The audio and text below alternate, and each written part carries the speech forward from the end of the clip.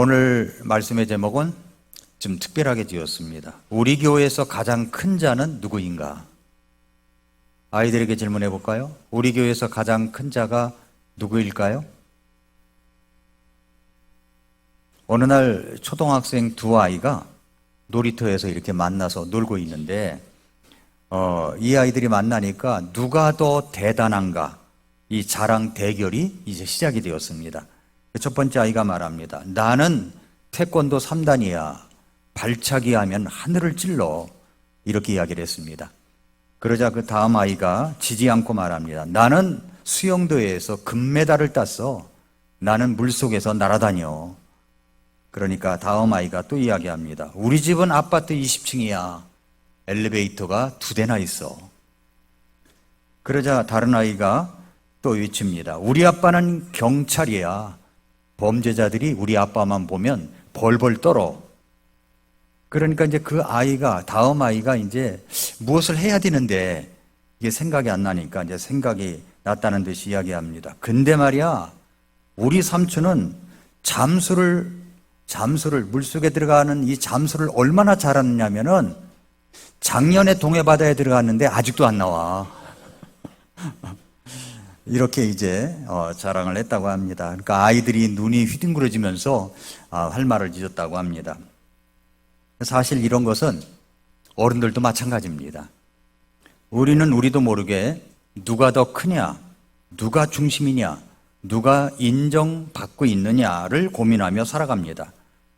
오늘 읽은 우리 본문 말씀에서도 예수님의 제자들이 똑같은 질문을 던졌습니다. 그것은 바로 누가 더 크냐 하는 거예요. 누가 더 크냐 다투고 있었습니다. 그렇다면 우리 주님께서 말씀하신 참으로 큰 자는 누구일까요? 우리 교회에서 가장 큰 자는 누구일까요? 오늘 그 답이 오늘 본문 속에 나와 있습니다. 첫 번째, 오늘 말씀의 흐름을 보면은 43절부터 45절까지 보면은 기적 앞에서 고난을 말씀하신 예수님의 모습이 나옵니다. 43절에 보니까 그들이 다 하나님의 강력한 권능에 놀랐는데 라고 얘기를 합니다. 우리 지난 주일날 말씀을 들으신 분들은 아시겠지만 예수님께서 악한 영이 들린 아이를 고치셨을 때 많은 무리들이 그 권능에 놀란 겁니다. 깜짝 놀랐습니다. 그러자 그 다음에 예수님께서 제자들에게 이 말씀을 하십니다. 44절에 보니까 이 말을 너희 귀에 담아두라. 사람의 아들이 사람들의 손에 넘겨지리라. 사람의 아들이 사람들의 손에 넘겨지리라. 여러분, 기적과 감탄의 순간에 예수님은 지금 십자가의 고난을 말씀하시는 것입니다. 하지만 제자들은 이 말씀을 깨닫지 못했고 그것이 그들에게 숨겨졌는데 심지어 아니 왜 그런 말씀을 하십니까? 라고 묻는 것도 두려워했다는 겁니다. 그들은 기적은 좋아했지만 예수님의 십자가 고난의 복음은 외면했던 것입니다. 우리도 때때로 하나님의 말씀을 듣고도 묻지 않을 때 있지 않습니까? 왜요, 주님? 왜 묻지 않을까요? 불편하니까, 받아들이고 싶지 않으니까, 두려우니까. 그런데 참 제자는 모른다고 말할 수도 있고 묻기를 두려워하지 않는 사람입니다. 주여, 이 말씀이 무슨 뜻입니까? 라고 묻기를 두려워하지 않습니다. 이 한마디가 우리를 영적으로 변화시켜 줄 수가 있는 겁니다. 오늘날 우리도 마찬가지입니다. 감동적인 찬양, 은혜로운 분위기에는 열광하지만 자기를 부인하고 자기 십자가를 지라는 말씀에는 침묵하지 않습니다. 예수님은 말씀하십니다. 이 말을 귀에 담아 두라. 흔히 많은 교회에서 찬양을 굉장히 오랫동안 합니다. 어떤 이제 부흥 집회를 하는데 유명한 강사 목사님이 오셨습니다. 그 목사님이 직접 말씀하신 걸 제가 들었었어요. 너무나도 요란스럽게 현란스럽게 찬양을 하는데 3, 40분을 하더래요. 그리고 나서 이제 3, 40분, 45분 지났을 때 이제 강사 목사님이 나오셔서 말씀을 전해 주시겠습니다 라고 하더랍니다. 그러니까 강사 목사님이 하시는 말씀이 진을 다 빼놓고 무슨 말씀을 듣겠느냐고. 그러니까 찬양을 너무 오랫동안 하다 보니까 다들 힘들었던 거예요. 그래서 원래 이 예배의 하이라이트는 하나님의 말씀입니다. 그래서 찬양을 우리가 많이 부를 수도 있지만 적당한 양의 찬양을 부르면서 조화롭게 예배를 인도해 가야 되는데, 그 목사님이 하셨던 말씀이 지금도 기억이 나요. 다음부터는 조금만 하라고. 예, 그렇습니다. 감동적인 찬양은 들었어요. 설교 시간에 나가버리는 거예요. 지금도 잊지 못하는 것이, 제가 이제 행당동 교회를 나와가지고 어떤 교회에 부목사로 있으면서 1년을 거기서 있었는데, 거기에 유명한 연예인이 와서 찬송을 한다는 겁니다. 그러니까 유명한 연예인을 보려고 사람들이 많이 오잖아요. 많이 왔습니다. 주일날 낮에 많이 왔어요. 제가 생각할 때는 너무 못 불러요. 너무 못 불렀어요. 나 같은 죄인 살리신 하는데 완전히 이 창법이 좀 뭐라 그럴까요? 날라리 창법이야. 좀 심하게 얘기해서 죄송합니다만 날라리 창법이야. 그런데 그리고 나서 자기 찬송 끝나고 나니까 가버린 거예요. 세상에 이런 경우가 다 있냐. 내가 담임 목사 같으면 절대 하지 않는다.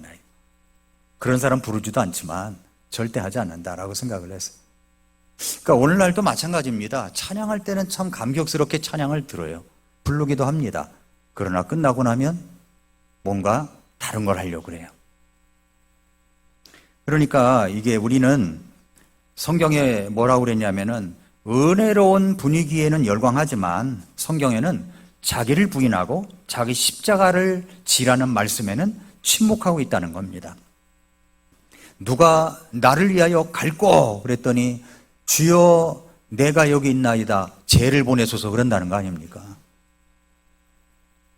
예수님은 말씀하십니다. 뭐라고 그러냐면 이 말을 귀담아 두라. 이 말을 귀담아 두라. 기적보다 복음이고 감동보다 십자가이고 감탄보다 제자의 길을 기억하라고 하십니다. 43절부터 45절까지는 그 말씀입니다. 그 다음에 이제 두 번째 대지로 가서는 자기 영광을 구하는 제자들이 나와요. 지금 분위기가 어떤 분위기입니까? 막 예수님의 그 악한 영을 들린 아이를 고친 것을 보고 사람들이 어떻게 했습니까? 다 강력한 권동에 놀려버린 거예요. 놀려버리는데 예수님께서 말씀하시기를 사람의 아들이 사람들의 손에 넘겨지리라. 이런 분위기라면 분위기 파악을 해서 뭔가 좀 숙연해져야 되는데, 그런데 46절에 보면은 이런 분위기입니다. 그때 그들 중에 누가 가장 큰 자인가 하는 문제로 그들 가운데서 논쟁이 일어났다고 이야기를 합니다. 지금 예수님이 십자가에서 고난을 당하신다 이야기를 하고 있는데, 야 우리 중에 누가 크지? 누가 큰 거야? 라고 하면서 이야기를 했다는 거죠. 그러니까 말씀을 깨닫지 못한 제자들은 오히려 누가 더 큰 자인가 논의합니다. 그러니까 말귀를 못 알아듣는 사람들은요 가끔 딴소리들을 해요. 딴소리. 이 제자들이 그렇습니다. 딴소리 하는 사람들이에요. 왜 못 알아듣습니까? 이해를 못하는 거예요. 이해하려고 노력도 하지 않고 십자가의 길과 자기 영광을 구하는 길이 얼마나 다른지를 보여주는 강력한 대조라고 볼 수가 있습니다. 이 제자들은 예수님을 정치적 메시아로 오해하고 있었습니다. 이제 곧 예루살렘에 가면 예수님께서 왕이 되시고 우리는 각기 높은 자리에 오르게 될 것이다. 이런 세속적 기대감이 제자들에게 있었던 것 같습니다. 그러므로 여기서 누가 더 높으냐, 누가 예수님 곁에 앉을 자격이 있느냐, 누가 총리가 되느냐 이거예요. 제1총리, 제2총리가 되느냐, 이걸 두고 논쟁을 벌인 겁니다.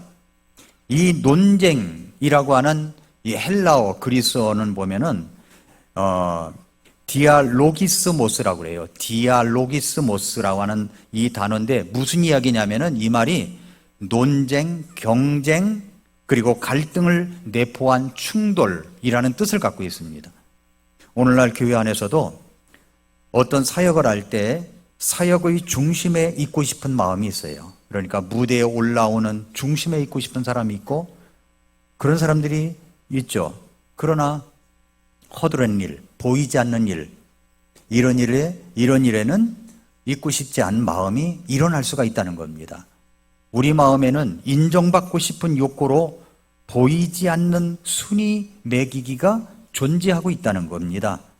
사역자나 교회 리더들 혹은 성도들 사이에도 자기의 존재감이 드러나야 돼. 그래서 우선순위에 대한 이 미묘한 경쟁심이 작동할 수가 있다는 겁니다. 예수님은 자신의 죽음을 말씀하고 계시는데 제자들은 지금 자기의 포지션이 어디냐 이걸 지금 계산하고 있습니다. 이것은 종종 우리가 하나님을 위해 일한다는 헌신한다, 사역한다는 명분 아래 사실은 자기 자신을 드러내고 싶어서 일하고 있는 모습을 반영한다는 것이죠. 복음보다는 사역의 자리, 성김보다는 명예, 십자가보다는 영광을 더 바라보는 모습이 우리 안에 있을 수가 있습니다. 자, 이렇게 제자들이 누가 더 큰가 이거 가지고 논쟁을 벌이니까 예수님께서 비유를 들어서 이야기하십니다. 그러면서 어린아이 하나를 데려다가 세우십니다. 어린아이 하나를 데려다가. 그래서 세 번째 대제는 예수님의 가르침이 나오는 겁니다. 가장 작은 자가 가장 큰 자다. 47절부터 49절까지 그 이야기가 나와요. 예수님은 한 아이를 데려다가 자기 곁에 세우고는 교만과 겸손에 대해서 말씀하시고 있는 겁니다. 여기 47절 보세요. 예수님께서 그들의 마음의 생각을 아시고는 아이 하나를 데려다가 자기 곁에 세우시고 그들에게 이르시되 누구든지 내 이름으로 이 아이를 받아들이는 자는 나를 받아들이며 누구든지 나를 받아들이는 자는 나를 보내신 분을 받아들이나니 너희 모든 사람 가운데서 가장 작은 자 바로 그 자가 큰 자가 되리라. 한 아이를 데려다가 곁에 세우시고는 교만이 뭐고 겸손이 뭐냐 이걸 지금 예수님께서 가르치시는 겁니다. 누가 가장 큰 자냐. 저는 이 말씀을 준비할 때 저는 이렇게 준비했는데 다른 목사님들은 어떻게 준비하고 있는가를 꼭 참고를 합니다.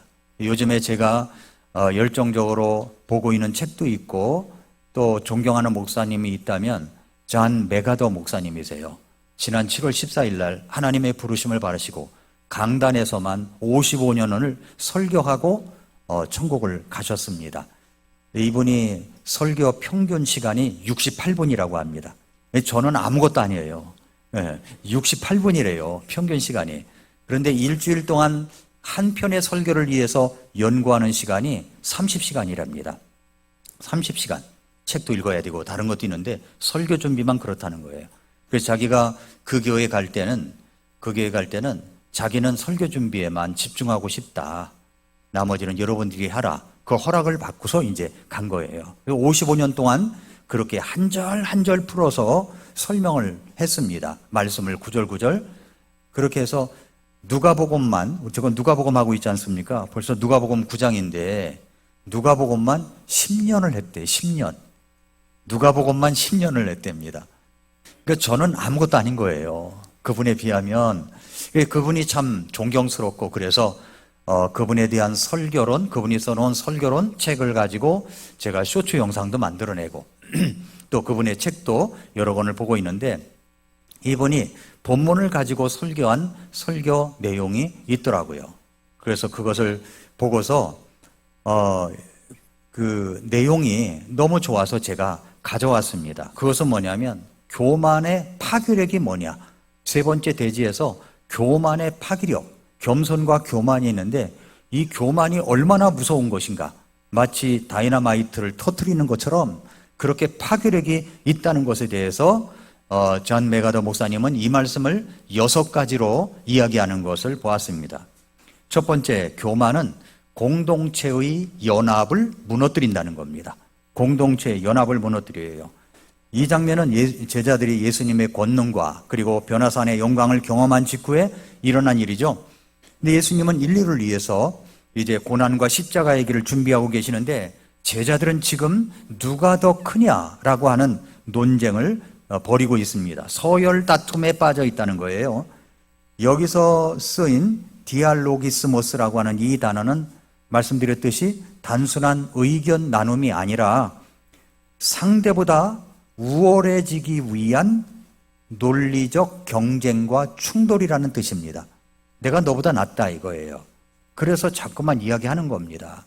그 처음에 서론에 이야기한 것처럼 어떤 것이든 꺼내가지고 내가 너보다 낫다 이것을 증명하기 시도하는 것처럼 그렇게 논쟁을 벌이는 겁니다. 그래도 예수님이 변화산에 우리 3명을 데리고 갔잖아. 이런 식으로 이제 논쟁을 벌였겠죠. 그러나 여러분, 이런 교만은 교회의 팀워크를 무너뜨리는 겁니다. 팀워크를 무너뜨리는 거예요. 제자들은 복음 사역을 위해 부름받은 하나의 공동체 팀워크가 있었습니다. 그런데 서로 경쟁하면서 비교한다? 그러면 예수님이 의도하신 그 본질이 훼손된다는 거죠.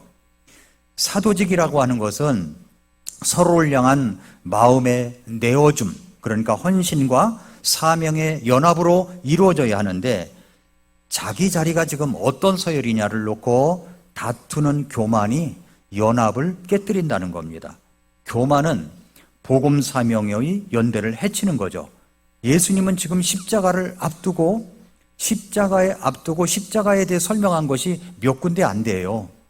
예? 복음서를 보면은. 그런데 그 중에 하나가 나오는 건데 제자들은 심각하게 예수님 그것이 무슨 말씀이십니까? 무슨 뜻입니까? 알려주십시오. 이런 질문을 하는 대신에 우리 중에 누가 지금 서열이 위냐 이걸 가지고서 있다고 하는 것은 누가 오른쪽에 앉을지 누가 왼쪽에 앉을지 관심을 갖는 것은 분열을 초래할 수 있다는 겁니다. 분열. 고린도 교회에서 그런 일이 반복됐죠. 나는 아볼로에게, 나는 베드로에게, 나는 바울에게 속해 있다. 이것은 교만과 분열의 결과로 인해서 교회를 다시 방문하는 것이 두렵다고까지 말할 정도로 고린도후서 12장에 보면은 사도 바울이 그렇게까지 이야기를 한 것입니다. 그래서 교회의 연합은 어떻게 이루어지느냐 하면 교만하면 이게 흐트러집니다. 근데 이 접착제가 뭐냐면 교회가 연합되는 접착제가 뭐냐면 그것은 겸손입니다. 겸손. 빌립보서 2장에 그랬죠. 아무 일도 다툼이나 허영심으로 하지 말고 겸손한 생각으로 각각 자기보다 다른 사람을 더 낮게 여기라는 거예요. 저분이 나보다 낫습니다. 이렇게 낮게 여기라는 거예요. 예수님은 자신을 비우시고 종의 형체를 가지시며 죽기까지 복종하신 분이십니다. 그래서 교만은 관계를 갈라놓고 사역을 분열시키고 공동체 연합을 무너뜨린다라고 하는 것을 이 말씀을 통해서 알 수가 있습니다. 이것이 교만의 파괴력입니다. 교만은 연합을 파괴시킨다는 거죠. 그 다음에 두 번째는 교만은 상대적 비교를 한다는 거죠. 상대적 비교, 우월감. 자, 이 46절에 그랬죠. 그들 중에 누가 가장 큰 자인가 하는 문제로 그들 가운데서 논쟁이 일어났다고요. 누가 더 큰 자냐 이거예요. 더 위대한 자냐는 겁니다. 단순한 호기심이 아닙니다. 자기의 포지션의 우위를 확보하려는 그런 교만의 표현입니다. 그래서 교만한 사람의 특징이 뭐냐면 비교예요. 비교의식을 갖고 있고 비교해서 이야기하고 이렇게 하면 그건 교만의 특징입니다. 교만은 상대적 우월감을 추구하게 만들어요. 그래서 제자들은 누가 더 많은 병을 고쳤는지, 누가 더 자주 예수님 곁에 있었는지를 비교했을 것입니다. 이것은 누가 더 예수님께 인정받았느냐를 그런 싸움이죠. 위치 싸움이고 그리고 명예의 경쟁입니다. 비교는 교만의 본능입니다. 고린도후서 10장 12절에서 거짓 교사들의 특징이 뭐냐면 서로를 자기들과 비교하고 비교한다는 것을 사도 바울이 지적했던 적이 있습니다. 교만한 사람은 자기 자신을 기준 삼아서 다른 사람을 판단하려고 합니다. 바리새인들의 특징이 그랬죠. 바리새인들은 연회에서 상석을 차지하고 존경받는 호칭을 좋아하고 높임받기를 즐겼습니다. 바리새인과 세리의 기도도 나오잖아요. 예수님께서 말씀하신 거. 바리새인은 그 앞에 나가가지고 저는 하나님께 감사하는데 저 뒤에 있는 세리와도 같지 않음을 감사하나이다. 이렇게 했잖아요. 바리새인. 그래서 잔 메가더 목사님이 뭐라고 이것을 표현했냐면은, 이 교만의 한 사람은 바리새인과 같은데 영어로 이야기하면 시크닝리 프라우드, 시크닝리 셀프 엘리베이팅이라고 그랬어요. 그러니까 무슨 말이냐면은 역겹도록 교만하고 역겹도록 자기를 높이는 자들이라는 거죠. 어떤 사람이? 교만한 사람이 그렇다는 거예요. 교만한 사람이. 예수님의 기준은 그렇지 않습니다. 뭐라고 그랬어요? 누구든지 너희 가운데서 크게 드려 하는 자는 너희를 섬기는 자가 되라는 거예요. 크게 드려 하는 자는 섬기는 자가 되라. 하나님의 왕국은 비교 논리가 아니라 섬김의 논리로 움직이는 겁니다. 교만의 파기력은 우요를 비교하는 거예요. 이게 두 번째고, 세 번째는 교만은 인간의 죄성을 드러내는 겁니다. 어떤 사람이 교만스럽게 이야기하면 자기 죄가 있다는 것을 드러낸다는 겁니다. 여기 누가복음 9장 47절에 그랬죠. 예수님께서 그들의 마음의 생각을 아시고는 그랬어요. 그들은 논쟁했다고 그랬죠. 논쟁이라는 단어 46절에, 그 단어가 무슨 단어냐면은 디알로기스모스예요. 헬라어로 이야기하면. 그런데 놀랍게 아주 신비하게도 47절에 마음속의 생각이라고 할 때 이 단어도 헬라어에 보면은 디알로기스모스예요. 똑같은 단어라는 겁니다. 그러니까 46절은 겉으로 서로 이제 말로 주고받으며 비교하고 따지는 외적인 행동을 의미하지만 47절에서 예수님은 그들의 마음속의 생각, 자기중심적 사고, 내면에 감춰진 사고를 드러낸다는 뜻으로 사용하신 겁니다. 그러니까 46절은 겉으로 드러난 행동, 논쟁이죠. 47절은 마음속에 감춰진 동기와 사고, 마음속의 생각을 말하는 겁니다. 그 차이가 본문 해석의 핵심이에요. 그러니까 예수님의 제자들의 겉모습이나 말이 아니라 마음속의 생각을 우리 주님께서 아셨습니다. 그들이 속으로 누가 더 큰 자인가를 두고 비교하고 자랑하려는 생각을 예수님은 간파하셨던 거죠. 그들이 속으로 누가 더 큰 자인가를 두고 비교하고 자랑하려는 생각을 예수님께서 보시면서 그들의 마음의 동기와 태도를 문제 삼으신 것입니까? 그러니까 교만은 뭐냐면 인간의 죄성을 드러내는 겁니다. 교만은 사실 죄입니다. 교만은 죄예요. 그 죄는 마음에서부터 시작이 되는 겁니다. 예수님은 단지 그들의 대화를 문제 삼은 게 아닙니다. 그 생각 자체가 죄악임을 지적하셨습니다. 바리새인들이 속으로 예수님을 판단했을 때도 예수님은 그들의 생각을 아셨고 그리고 정면으로 대면하셨습니다. 누가복음 5장 22절에도 그 말씀이 나오는데 예수님께서 그들의 생각을 아시고 그들에게 대답하여 이르시되 너희가 마음속으로 무엇을 추론하느냐. 그들의 생각을 아셨다고 그랬죠. 요한복음 2장 25절에는 또 사람에 대해 누가 증언하는 것도 필요로 하지 아니하셨으니 이는 그분께서 사람의 속에 있는 것을 아셨기 때문이라. 본성을 아신 거죠. 하나님은 우리의 마음의 동기를 아십니다. 그래서 우리가 교만은 죄라는 걸 알아야 돼. 교만은 죄다. 또 마음에 있는 교만은 결국 교만으로 머물러 있지 않아요. 마음속에 교만이 있으면 이것은 꼭 행동으로 드러나게 되어 있습니다. 행동으로 드러나요. 여러분의 마음이 그렇다면 결국 그렇게 행동하는 겁니다. 교만은 감춰질 수가 없어요. 잠깐은 숨길 수가 있습니다. 그러나 시간과 진실은 반드시 그 사람을 드러냅니다. 그래서 교만은 또한 하나님 앞에서의 의존성과 무력함을 보지 못하게 만듭니다. 교만이 딱 들어오면요, 하나님을 의존해야 되겠다, 하나님을 바라봐야 되겠다, 이것이 싹 사라지게 만드는 겁니다. 마태복음 13장 3절에 보면은 너희가 회심하여 어린아이들과 같이 되지 아니하면 하늘의 왕국에 들어가지 못하리라 라고 말씀하셨죠. 이것은 이 아이는 어떤 특징이냐면은 스스로 설 자격이 없는 무력한 존재라는 뜻입니다. 학이나 실력이나 어떤 리더십 아무리 많아도 하나님 앞에서는 성취가 아니라 겸손과 의존이 기준이라는 거죠. 그래서 우리 주님은 우리 생각을 다 아십니다. 다 아셔요. 겸손은 단순한 모습이 아니에요. 내면의 상태입니다. 교만은 가면을 쓴 겁니다. 예.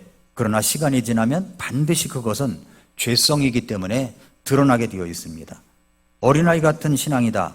이것은 업적이 아니라 은혜만을 의지하는 태도를 말하는 것입니다.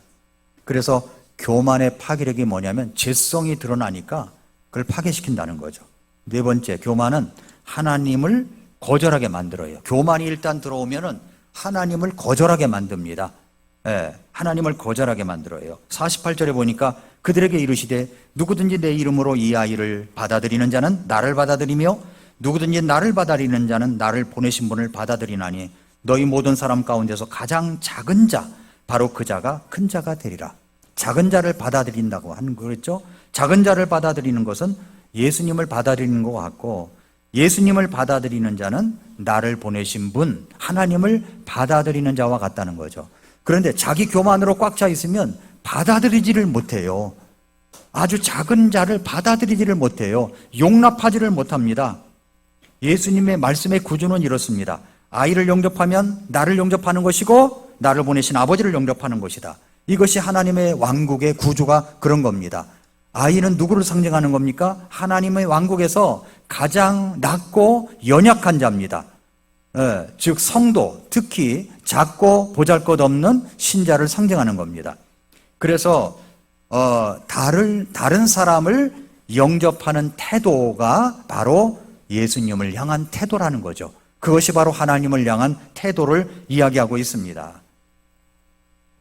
그러므로 교만은 다른 사람 안에, 다른 신자 옆에 있는 성도들 안에 계신 하나님의 임재하심, 하나님이 함께 하심을 무시하게 만드는 겁니다. 이게 엄청난 죄죠. 또 다섯 번째, 교만은 하나님의 현실을 뒤바꿉니다. 모든 사람 가운데서 48절 하반절에 보니까 모든 사람 가운데서 가장 작은 자가 큰 자가 된다고 그랬죠. 가장 작은 자가 큰 자가 됩니다. 예수님의 선언은 뭐냐면 가장 작은 자가 가장 큰 자다예요. 이는 당시의 문화적 통념으로 볼 때는 오늘날 세상의 기준과는 180도 반대되는 가치 선언입니다. 세상은 크다, 높다, 영향력이 있다, 유명하다는 도식으로 따라가지만 예수님은 작아짐, 섬김, 그리고 겸손, 이런 것을 통해서 진정한 위대함이라고 말씀하시는 겁니다. 작은 자가 누굽니까? 사회적으로 영적으로 겸손한 사람입니다. 스스로 자랑할 공로가 없다고 느끼는 사람, 다른 사람을 섬기기 위해서 자신을 낮추는 사람입니다. 그래서 가장 강한 자가 아니라 가장 낮아진 자가 큰 자다라고 이야기를 하는 것입니다. 그래서 교회는 본질적으로 작은 자들의 공동체입니다. 작은 자들의 공동체예요. 그러므로 교회 안에서 위대해지고 싶다 이런 마음이 들면은 어떡하라고요? 거꾸로 뒤집어서 섬기는 자가 되면 되는 거예요. 남이 알아주든 알아주지 않든 섬기는 자가 되는 겁니다. 저는 교회에서 어떤 분을 보느냐 하면은 남이 알아주든 알아주지도 않든 교회에서 늘 충성되게 헌신하시는 분들이 계세요. 제가 그때마다 아는 체를 하지 않지만 그때마다 주님께 정말 감사드리곤 해요. 우리 주님이 그걸 아십니다. 아시는 거죠. 그러므로 교회 안에서 위대해지고 싶다 그러면 더 낮아지고 더 섬기고 더 감추어진 자가 되라는 거죠. 교만은 이 현실을 거꾸로 뒤집습니다. 하나님은 겸손한 자에게 은혜를 주시고 교만한 자를 물리치시는 겁니다. 겸손한 자가 되기 위해서 뭘 하면 좋겠느냐? 저는 먼저 인사하는 사람이 되면 좋겠다. 먼저 인사하는 사람, 먼저 다가가는 사람. 예, 전 교회 안에서 저는 되거든요. 교회 안에서 먼저 인사하고 하는데, 저 이제 아침마다 저는 이제 맨발 걷기를 해요. 아침에 한 6시 좀 넘어서 제 아내랑 맨발 걷기를 하면 꼭 저한테 인사하는 사람이 있어요. 마치 나를 알았던 사람처럼 인사를 하는 사람이 2명 정도 있습니다. 근데 저는 먼저 인사를 못해요. 제가 굉장히 수줍어합니다. 라고 하면 사람들이 웃습니다.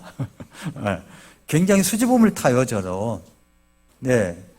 저는 소심 A형이에요. 뭐, 혈액형으로 따지면. 그래서 먼저 인사하는 것이 참 어려워요. 힘들어요. 근데 교회 안에서는 뭐 자연스러운데, 이렇게 뭐 산길을 가다가, 안녕하십니까. 또 뵙네요.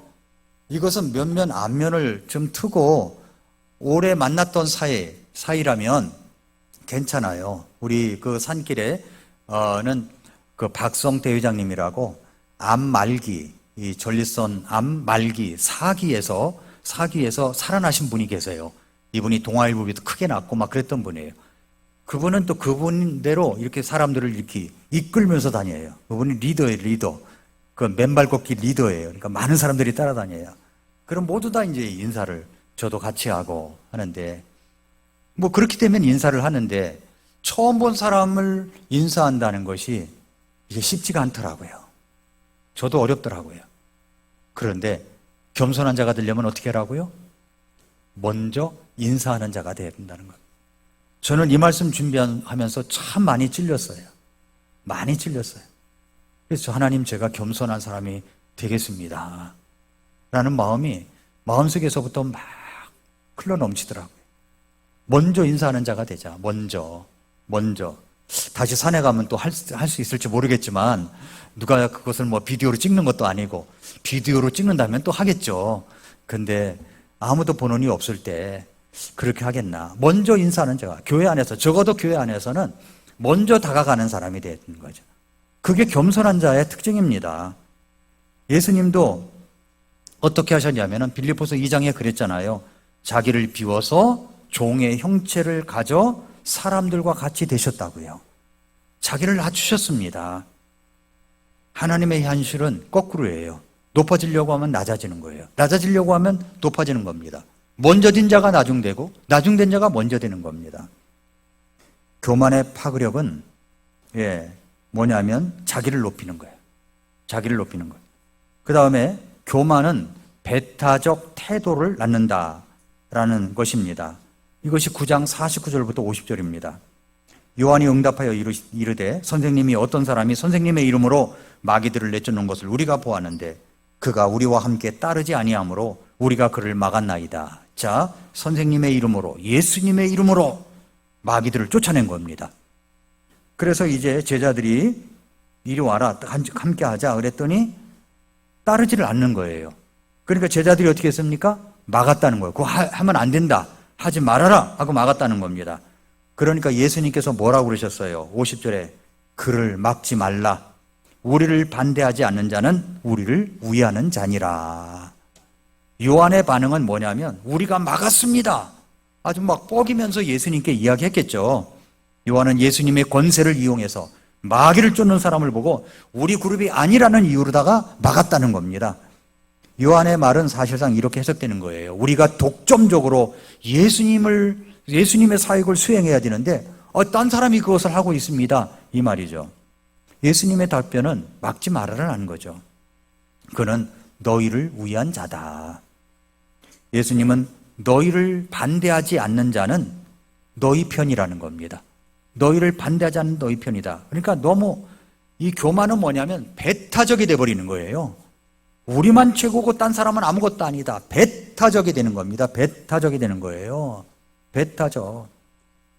제가 이제 뭐 종종 이제 잔베가더 목사님도 인용하고 딴 목사님도 인용하고 그럽니다. 그러면 목사님 어떤 분이에요? 목사님 그 우리 믿음하고 같지 않은데 어떻게 그 사람 것을 인용합니까? 라고 말할 수도 있을 거예요. 그러나 여러분, 생선 발라 먹을 때 뼈까지 먹나요? 뼈까지 먹지 않아요. 발라 먹습니다. 저도 마찬가지예요. 다른 분들 좋은 것들이 있으면 저는 참 배우고 싶어요. 내 것으로 삼고 싶어요. 왜냐하면 제가 너무 부족하니까 정말 삼고 싶은 마음이 있습니다. 그렇다고 그 사람 우리와 다른 그것까지도 다 용납하는 건 아니에요. 그러니까 너무 배타적이 되지 말라는 거죠. 배타적이 되지 말아라. 그래서 존 메가더 목사님의 이 핵심이 뭐냐 그랬더니 배타주의를, 교만은 배타주의를 낳는다 이거죠. 분파주의를 낳고 그렇다는 거죠. 그래서 겸손이 우리에게 필요한 거예요. 겸손은 다양성을 포용합니다. 우리와 함께하지 않는다는 이유로 정죄하지 말라는 겁니다. 예, 다름을 틀림으로 보지 말라는 거예요. 다른 거예요. 틀린 거하고 다른 거는 다른 겁니다. 그래서 겸손은 연합과 협력을 나눈다는 겁니다. 그러면 우리가 이 겸손함을 어떻게 개발시켜 가야 될 것인가? 겸손을 어떻게 개발시켜 가야 될까요? 오늘부터 겸손해질 거야. 그래가지고 이제 겸손하게 막 행동합니다. 그래가지고 목사님 오늘 저 너무 겸손하지 않습니까? 이렇게 라고 말할 수 있는 거예요. 근데 겸손은 그렇게 해서 개발되는 게 아니라 제가 두 가지를 말씀을 드릴게요. 두 가지. 하나는 예수님께 붙어야 됩니다. 예수님께 붙어야 돼요. 누구한테 겸손을 배워야 되냐면은 예수님께 배워야 되는 겁니다. 예수 그리스도께. 사람이 아니에요. 예수 그리스도께 배워야 됩니다. 물론 본받을 사람이 있어요. 야, 저분같이 했으면 좋겠다. 내가 크면 저분같이 돈을 쓸 거야. 내가 크면은 저분같이 살 거야. 이런 모델적인 케이스도 얼마든지 있을 수가 있습니다. 그러나 이 겸손을 배울 때 주변에 예수님의 겸손을 배웠던 사람들을 통해서 배울 수도 있지만 직접적으로는 예수 그리스도를 통해서 배워야 된다는 말씀입니다.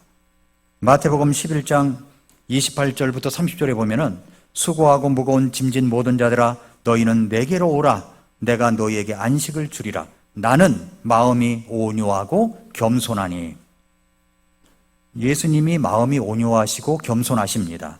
너희 위에 내 멍에를 메고 내게 배우라. 배우라. 누구에게 겸손을 배워야 돼요? 예수님께 겸손을 배워야 되는 겁니다. 예수님께. 겸손은 예수님이 본이세요. 예수님께 그 본을 우리가 따라가야 됩니다. 그래서 예수님은 죽기까지 십자가에서 복종하셨던 분이십니다. 자, 예수님께 배우는 그런 네 가지 구체적인 방법이 있어요. 첫째가 뭐냐면 말씀을 통해서 예수님을 묵상하며 배우는 겁니다. 하나님의 말씀. 복음서를 중심으로 예수님의 말과 행동을 가까이 보고 배우는 것이 출발입니다. 출발. 그래서 하나님의 말씀을 읽어야죠. 여러분, 예수 그리스도를 믿고 구원받았으면요, 우리 안에 자기 혁명이 일어난 겁니다.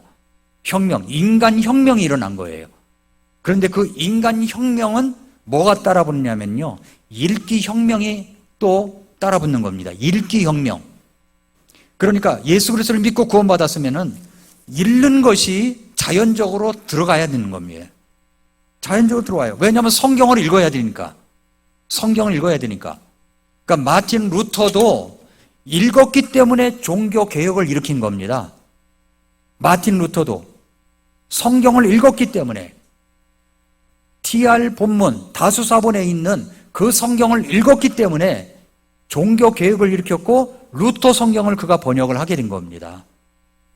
그러니까 읽어야 되죠. 읽기 혁명. 하나님의 말씀을 내 것으로 삼는 훈련을 해야 되는 거죠.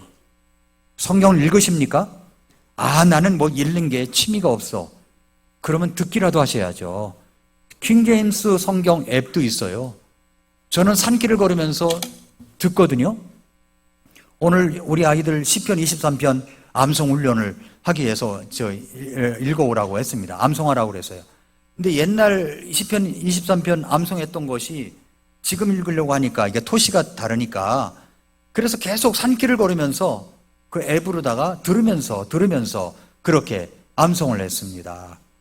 여러분, 읽어야 되는 거예요. 하나님 말씀을 읽어야 되는 겁니다.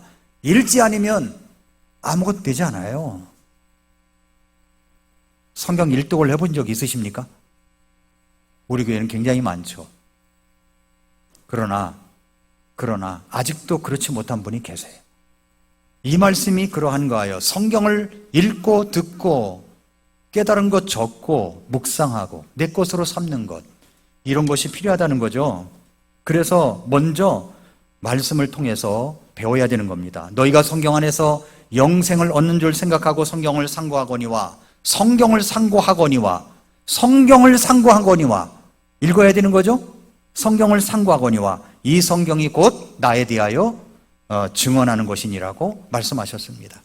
겸손한 성도는요, 이렇게 강해식으로 하는 말씀 앞에 귀를 기울입니다. 자, 말씀, 예수님.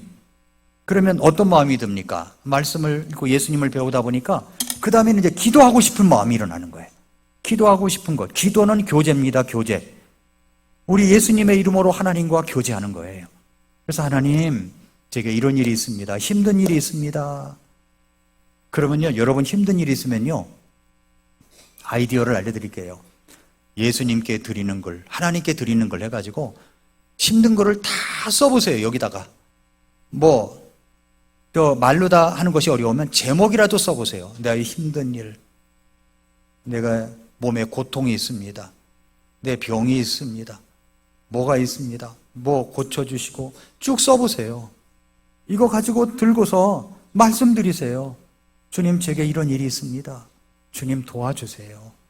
성경을 읽고 묵상하다 보면요, 이 성경을 상고하다 보면 말씀드리고 싶은 거예요. 막 교제하고 싶고 그런 겁니다. 교제하고 싶고 함께 있고 싶고 사랑하는 사람하고는 함께 있고 싶은 마음이 역력하게 일어납니다.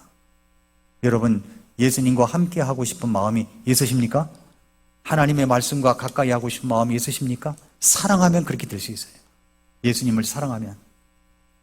그리고 이제는 십자가의 복음을 매일 붙들면서 그 다음에는 어떻게 합니까? 이제 섬기고 싶은 마음이 그때서 일어나는 겁니다. 그러면은 이제 교회 안에서 작은 섬김과 순종을 실천하게 되는 겁니다.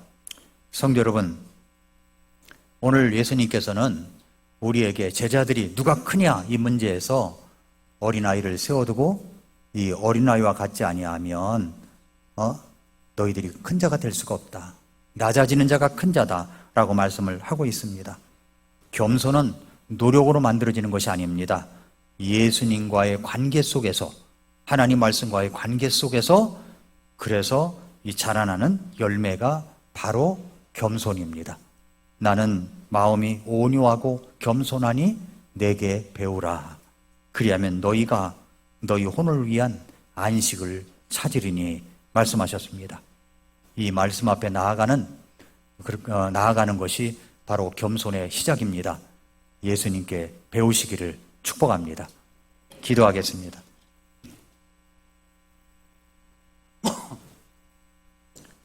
오늘 말씀을 들으시는 가운데 여러분의 마음속에 부딪히는 것이 있습니까? 하나님, 제가 참 교만했습니다. 용서해 주세요. 그거부터 나가는 겁니다. 말씀의 주인공이신 예수님을 묵상하고 상고하며 주님을 배우겠습니다. 결심합니다. 이 기도를 드리십시오. 혹시 여러분 가운데 오늘 밤에 이 세상을 떠난다면 천국 갈 수 있는 확신이 혹시 없으신 분들이 있을 수 있습니다. 그런 분이 계시면 언제든지 저를 만나주시기 바랍니다. 용기 있게 찾아오셔서 구원받고 싶습니다 말씀하시기 바랍니다. 우리 같이 한번 기도하겠습니다.